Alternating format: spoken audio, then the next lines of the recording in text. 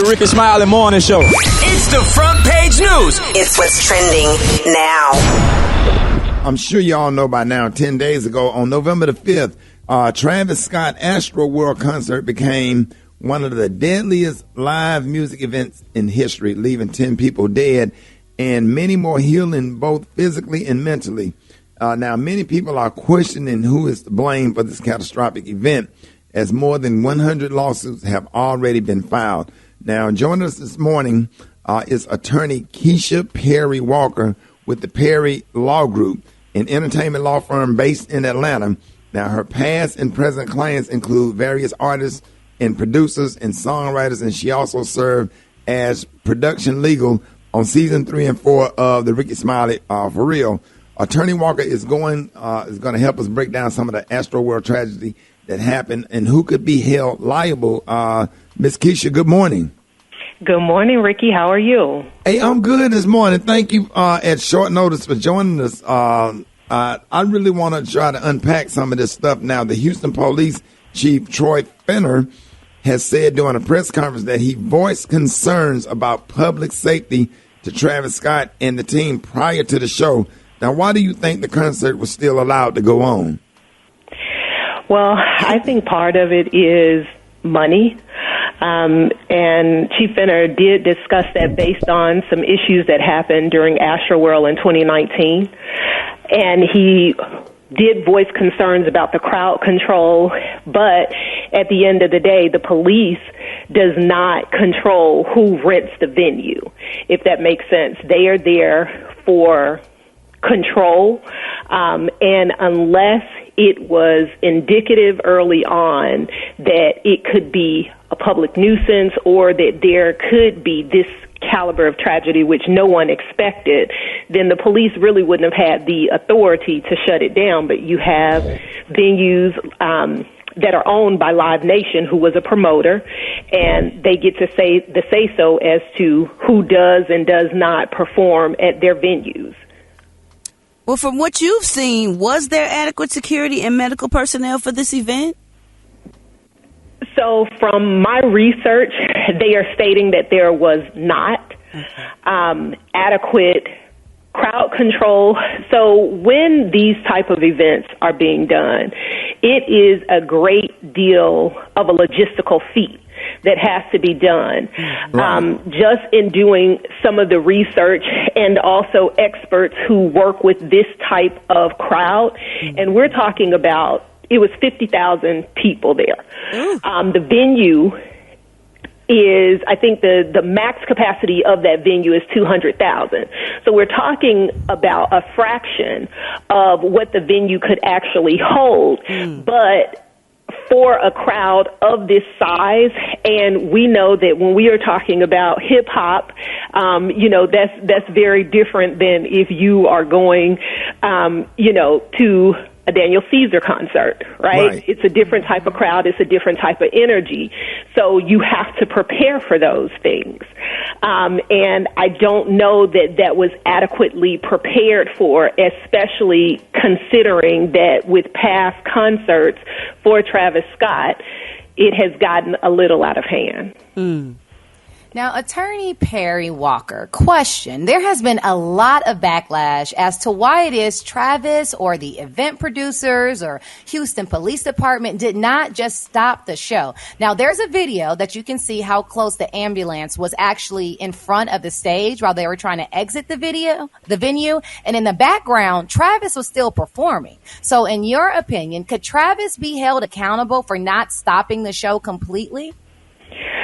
So that is a base of several lawsuits that are being filed, stating that had the show been stopped immediately, there could have been more of a preservation of life as well as injury, while there were parties who made the call to keep the show going, thinking that the crowd would have become irate.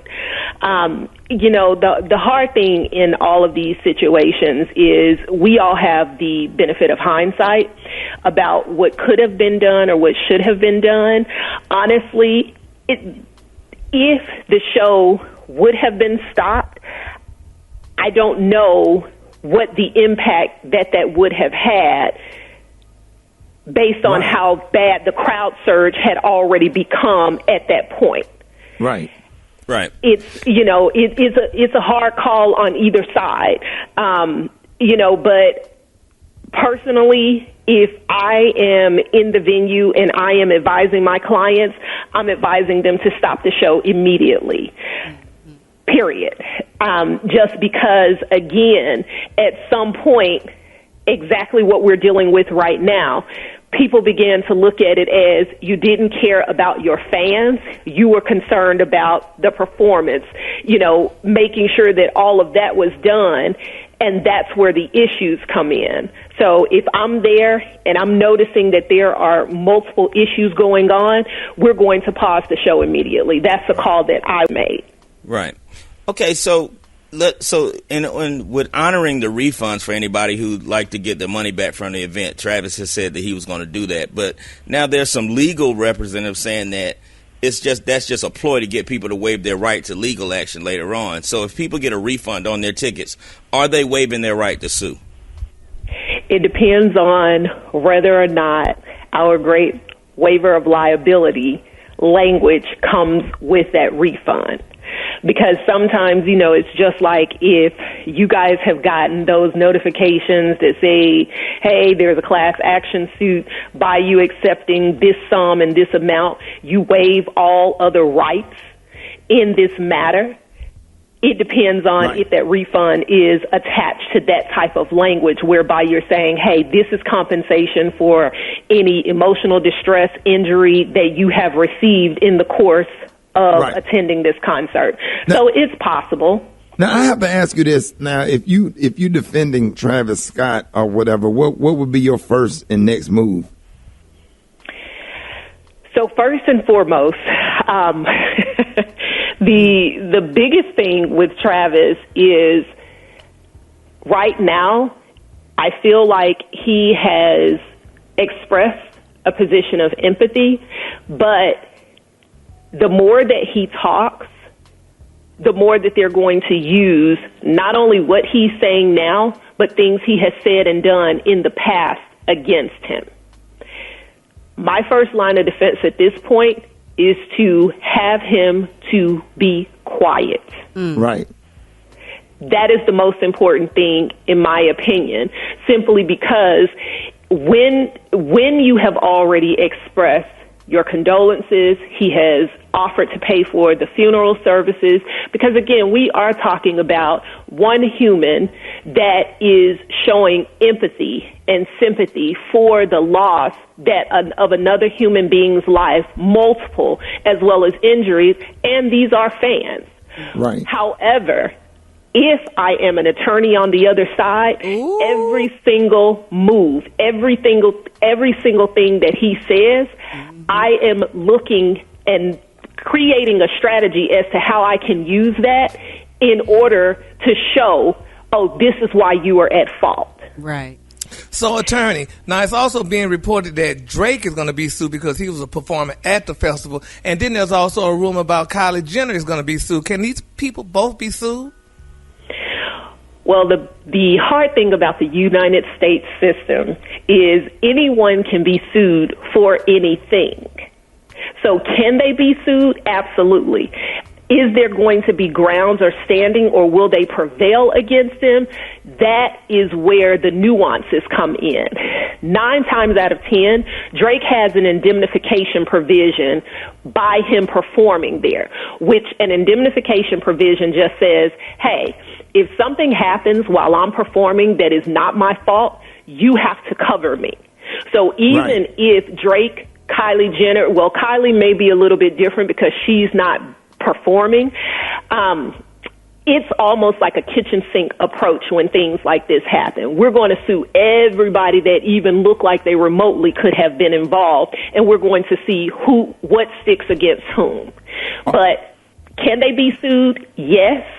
Will they likely prevail? Drake is a little bit of a different scenario, but again, I'm very sure that his attorneys made sure that there was an indemnification provision that is there for him. Kylie, I doubt it, because Kylie does not have from my understanding, she does not have a stake or an ownership in Astroworld. Their assets, they're not married.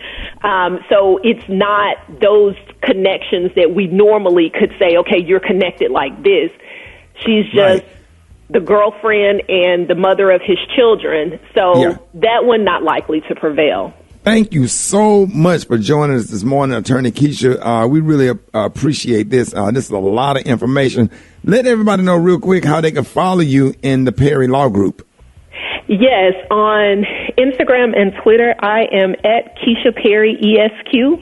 And also my firm is at the Perry Law Group, at Perry Law Group. Thank you guys so much for having me. I enjoyed it. Yes, ladies and gentlemen, y'all give it up for Attorney Keisha Perry-Walker.